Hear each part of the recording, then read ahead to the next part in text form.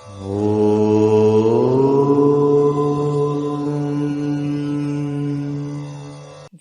நான் டாக்டர் தீபா அர்லாலன். இன்னைக்கு நம்ம என்ன டாபிக் பற்றி டிஸ்கஸ் பண்ண போகிறோம் அப்படின்னா, இந்த ராகு கேது பயிற்சி தாங்க பார்க்க போகிறோம். இந்த ராகு கேது பயிற்சி வந்து பாருங்க, பலராலும் முன்னித்து கவனிக்கக்கூடிய ஒரு பயிற்சியாக தான் இருக்குது. ஏன்னா ஒருத்தவங்களோட வாழ்வாதாரத்தை அப்படியே புரட்டி போடக்கூடிய பயிற்சி ராகு கேது பயிற்சி அப்படின்னா. ராகு கேது வந்து பாருங்க, ஒருத்தவங்கள குப்பமேட்டில் இருக்கவங்கள கோபுரத்துக்கு கொண்டு போய் விடும், கோபுரத்தில் இருக்கவங்கள குப்பமேட்டுக்கு கொண்டு வந்து விட்டுரும். அந்த மாதிரி ஒரு எக்ஸ்ட்ராடினரி புரட்டி போடக்கூடிய ஒரு கிரகங்கள் தான் இந்த ராகு கேது அப்படின்னு சொல்லுவாங்க. பொதுவாக இந்த ராகு கேது வந்து என்ன சொல்லுவாங்க அப்படின்னு கேட்டிங்கன்னா, சர்ப்ப கிரகங்கள், நிழல் கிரகங்கள், சாயா கிரகங்கள் அப்படின்னு சொல்லுவாங்க. சாயா கிரகங்களாக இருந்தாலும் இந்த ராகு கேது வந்து பாருங்க, எந்த ராசியில் போகிறாங்களோ அந்த ராசியாதிபனோட வேலையும் செஞ்சுப்பாங்க, இவங்களோட தனித்துவத்தையும் காமிப்பாங்க. இதை உதாரணத்துக்கு சொல்கிறோன்னா, நம்ம யாரையோ ஒருத்தவங்க வீட்டுக்குள்ளே விடுறோன்னா அவங்க நம்ம வீட்டுக்குள்ளே வந்து மொத்தமாக நம்மளை அமைக்க அவங்க டாமினேட் பண்ணுறாங்க பார்த்தீங்களா. ஒட்டகத்துக்கு இடம் கொடுத்த கதையாயிடும் ராகு கேதுனோட ஒரு கேரக்டர்ஸ். அப்படிப்பட்ட ராகு கேது ஒவ்வொரு ராசிகளுக்கும் என்னென்ன மாதிரி பலன்களை கொடுக்க போகிற பார்க்கலாம் வாங்க.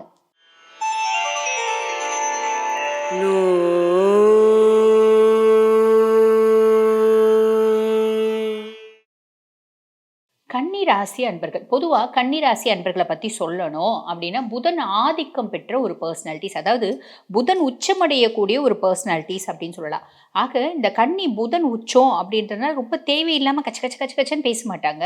அட் த சேம் டைம் வந்து பாருங்கள், பேசுனா ரொம்ப கரெக்டாக பேசுவாங்க அப்படின்னு சொல்லலாம். வெரி குட் அப்சர்வர்ஸ் அப்படின்லாம். நிறைய கன்னிராசி அன்பர்கள் அவங்களோட அப்சர்விங் பவர் வந்து ரொம்ப ஜாஸ்தி இருக்கிறதுனால என்ன அப்படின்னா, நிறைய வந்து பாருங்கள், இந்த டிடெக்டிவ் ஃபீல்டு, இந்த க்ரைம் சீனை நரேட் பண்ணுறது, இந்த சிபிசிஐடி ஆஃபீஸர்ஸ், இன்வெஸ்டிகேஷன் ஆஃபீஸர்ஸ், இந்த மாதிரி இருப்பாங்க. அதுக்கும் மேலே கன்னி, இயல், இசை, நாடகம் இதுலேயும் இருப்பாங்க அப்படின்னு வச்சுக்கோங்களேன். அப்படிப்பட்ட கன்னிராசி அன்பர்கள் உங்களுக்கு இந்த ராகு கேது பேச்சு வந்து பாருங்கள், ராகு பகவான் 6ஆம் பாவத்திலையும் கேது பகவான் 12ஆம் பாவத்திலையும் போகிறாரு. 12ல் கேது இருந்தால், பொதுவாக ஒரு விஷயம் சொல்லுவாங்க, 12ல் கேது இருந்தால் அது வந்து மோட்சஸ்தானம் அப்படின்றதுனால, பொதுவாக 12ல் கேது இருந்தால் அவங்களுக்கு இது கடைசி பிறப்பு அப்படின்னு பொதுவாக நிறைய ஜோதிடர்கள் சொல்கிறது உண்டுங்க. ஆனால் 12ல் கேது இருந்தால் மட்டும் அது கடைசி பிறப்பு அப்படின்னு சொல்ல முடியாதுங்க.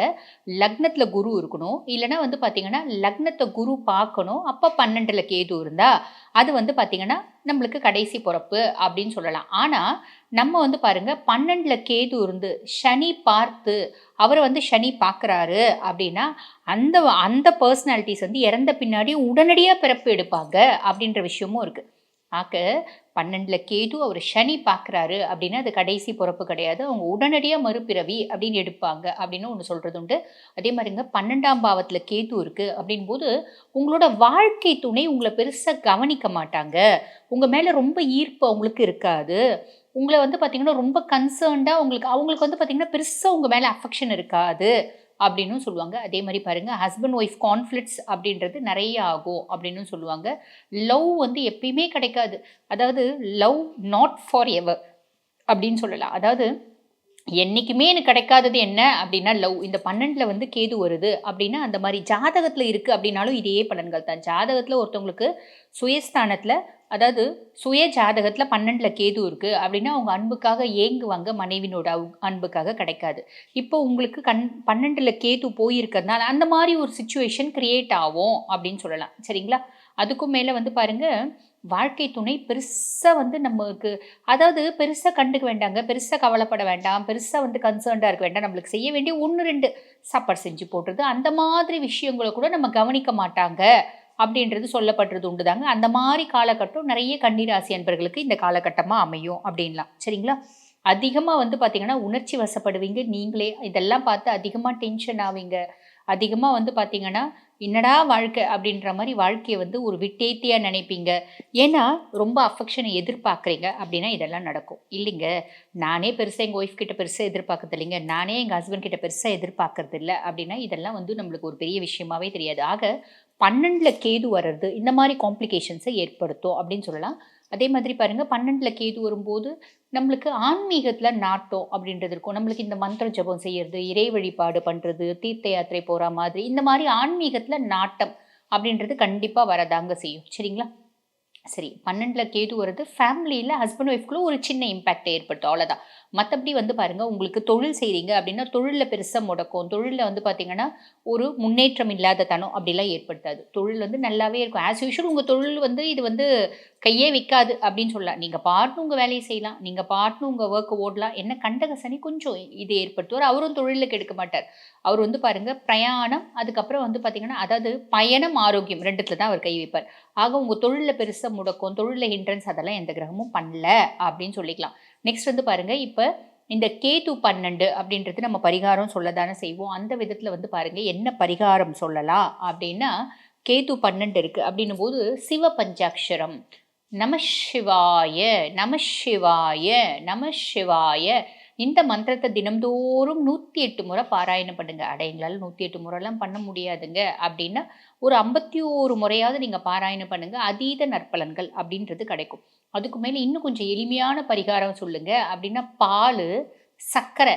இந்த பால் கொஞ்சம் ஒரு 1 லிட்டர் பால் வாங்கிக்கணும். ஓடுற தண்ணீல விடணும். சர்க்கரை ஒரு 1 கிலோ சர்க்கரை வாங்கி ஓடுற தண்ணீல விடணும். சரிங்களா? அதே மாரி நீல நிற ஆடைகளை மத்தவர்களுக்கு, ஏழை எளியவர்களுக்கு தானம் பண்ணணும்.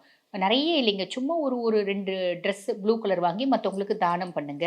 அது வந்து பாருங்க உயர்ந்த பலன குடுக்கும். இந்த கேது வந்து அமைதிப்படுத்தும். சரிங்களா? அடுத்து ராகு பகவான். ராகு பகவான் 6ஆம் பாவம். ருண ரோக சத்ருஸ்தானத்துல ராகு பகவான். இந்த ருண ரோக சத்ருஸ்தானத்துல ராகு பகவான் இருக்கிறதுனால என்ன பண்ணுவீங்க அப்படின்னா, இது வந்து பொதுவா பாபர் 6ஆம் பாவத்துல இருக்கிறது ஒரு பெரிய பிளஸ் அப்படின்னு சொல்லலாம். நம்மளுக்கு எதிரிகளை வெற்றி கொள்ளக்கூடிய காலம். நாங்க எதுவுமே பண்ணலைங்க. அவங்களா பெருசா எதிரி ஆயிட்டாங்க. அவங்களா எங்ககிட்ட பிரச்சனை பண்ணிட்டு இருக்காங்க. அவங்களா எங்க கூட சண்டை போட்டுட்டு இருக்காங்க. அவங்களா எங்களுக்கு நிம்மதி இல்லாம பண்றாங்க. இப்படின்லாம் சொல்றாங்க பார்த்தீங்களா? அந்த மாதிரி எதிரிகள் இருந்தா அவங்கள நீங்க வெற்றி கொள்ளக்கூடிய காலம் அப்படின்னு சொல்லலாம். அவங்க பாட்டுக்கு கப்சிப்புன்னு போயிடுவாங்க. உங்க விஷயத்துல தலையிட மாட்டாங்க அப்படின்னு சொல்லலாம். ஆ அதே மாதிரி பாருங்க, நம்ம அத்தை, அதே மாரி தாய் வழி மாமா, இவங்க கூடலாம் வந்து பார்த்தீங்கன்னா, மகிழ்ச்சியா இருக்கணும் நம்ம. அவங்க கூடலாம் மனஸ்தாபம் ஏற்படுறதுக்கான வாய்ப்பு உண்டு. அவங்க கூட இருக்க அந்யோன்யம் அப்படின்னு குறையறதுக்கான வாய்ப்பு உண்டு. பட் இருந்தாலும் அந்த வாய்ப்ப நீங்க ஏற்படுத்திக்காதீங்க. அவங்களா விலகி போனா கூட கொஞ்சம் வந்து அவங்க கூட பழக பாருங்க. ஏன்னா, பொதுவா ராகு, கேதுலாம் உறவு வந்து அப்படியே ஒட்டி வச்சுக்கணும் அப்படின்னு விருப்பப்படுவாங்க. முக்கியமா 6ஆம் பாவ ராகு அதை ஏற்படுத்துவார். அப்படி நம்ம விலகி வந்தோம் அப்படின்னா, அதனால சம் சார்ட் ஆஃப் காம்ப்ளிகேஷன்ஸ் வரும். என்னன்னா என்ன அந்த மாரி வச்சுக்கோங்க. சரிங்களா? அதே மாதிரி பாருங்க, விரும்பத்தகாத நண்பர்களுடன் தொடர்பு அப்படின்றது வரத்துக்கு வாய்ப்பு உண்டு. நம்ம என்னவோ பழகும்போது நல்லவங்க அப்படின்னு நினைச்சு தான் பழகுவோம். அதுக்கப்புறம் தான் தெரியும் அவங்க சரியில்ல. அவங்க கூட நம்ம பழகக்கூடாது அப்படின்னு. ஸோ அந்த மாதிரி புதுசா ஒரு யார் கூடனா பழக்கம் இருக்கு அப்படின்னா, யோசிச்சு நல்லா அலசி ஆராய்ஞ்சு பழகுங்க. அவங்களால நம்மளுக்கு நஷ்டம் அடையறதுக்கான வாய்ப்பு வரும். இது சின்ன சின்ன மைனஸ் தான் கவலைப்பட வேண்டியதில்ல. அதே மாரி பாருங்க, நல்ல செல்வமும், செழிப்பும் ஏற்படும். நம்மளுக்கு தொழில்ல வந்து பிரச்சனை கிடையாது. நம்மளோட முன்னேற்றத்தில பிரச்சனை கிடையாது. நம்மளோட பொருளாதார வளர்ச்சியில பிரச்சனை கிடையாது. இன்ஃபாக்ட் வந்து பாருங்க, நம்ம கடன வந்து நிவர்த்தி பண்ணுவோம். கடன வந்து அடைப்போம். நம்ம நல்லா உழைப்போம். நல்லா சம்பாதிப்போம். கடன அழைப்போம். எல்லாத்துக்கும் மேல வந்து பார்த்தீங்கன்னா, இந்த மாதிரி கொஞ்சம் புது நபர்கிட்ட நீங்க பழகுறீங்க அப்படின்னும்போது யோசிச்சு பழகுங்க. ஆனா, வேற்று மதத்தினரா இருக்கிறாங்க அப்படின்னா, இந்த 6ஆம் பாவ ராகு என்ன பண்ணுவாருன்னா, வேற்று மதம். அவங்க வந்து நம்மளுக்கு ஹெல்ப் பண்ற மாரி ஒரு சிச்சுவேஷன கிரியேட் பண்ணுவார். ஏதோ ஒரு விதத்துல அவங்க ஹெல்ப் எதுல பண்ணுவாங்க அப்படின்னா, மோரலி பண்ணலாம், பிசிக்கலி பண்ணலாம். அதே மாரி பார்த்தீங்கன்னா, எக்கனாமிக்கலி பண்ணலாம். காசு குடுத்து உதவலாம். இல்ல வந்து மன ரீதியான உதவு, ஒரு சப்போர்ட் அந்த மாரி ஏதாவது ஒண்ணு வர்றதுக்கு வாய்ப்பு உண்டு அப்படின்னு சொல்லலாம். ஆரோக்கியம் மேம்படும். நெறைய பேர் வந்து பாருங்க, இது ருண ரோக சத்ருஸ்தானத்துல ராகு வராரு அப்படின்னும்போது, ஆரோக்கியம் மேம்படும். சத்துருக்கள் வந்து பார்த்தீங்கன்னா, வீழ்த்தப்படுவார்கள். அதே மாரி நோய்கள் வந்து குறையும். ஆ அதே மாதிரி பார்த்தீங்கன்னா கடன நம்ம நல்ல பெரிய அளவுல அடைக்கிறதுக்கு ஹெல்ப் பண்ணுவாரு அப்படின்னு சொல்லலாம். இதெல்லாம் வந்து பாருங்க ராகுனோட பாசிட்டிவ் இம்பேக்ட். நெகட்டிவ் இம்பேக்ட் என்ன அப்படின்னா, ஒரு இனம் புரியாத ஒரு தொடர்பு. அந்த தொடர்புனால ஒரு மன வருத்தம் வரத்துக்கும் வாய்ப்பு உண்டு.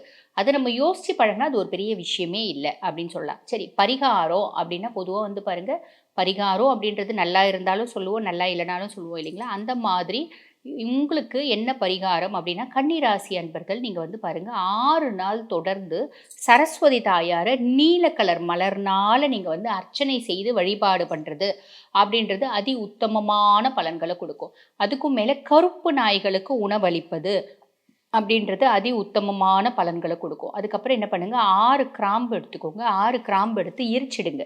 உங்களோட மன வேண்டுதல் என்ன? அத எரிச்சுட்டு அந்த சாம்பல் இருக்கு பார்த்தீங்களா, அத ஓடும் தண்ணீல போடணும். இது வந்து பார்த்தீங்கன்னா, அதி உத்தமமான பலன்கள குடுக்கும். கன்னி ராகு 6, கேது 12 என்னென்ன மாதிரி பலன்கள குடுக்கும்? என்னென்ன நற்பலன்கள குடுக்கும்? அதே மாரி ஒரு சில தீய பலன்கள் என்னென்ன? அதுக்கு என்னென்ன பரிகாரம்? அப்படின்றத உங்களுக்கு நான் தெளிவாவே சொல்லியிருக்கேன். இத கண்டிப்பா செஞ்சு பயன்பெற வாழ்த்துக்கள்.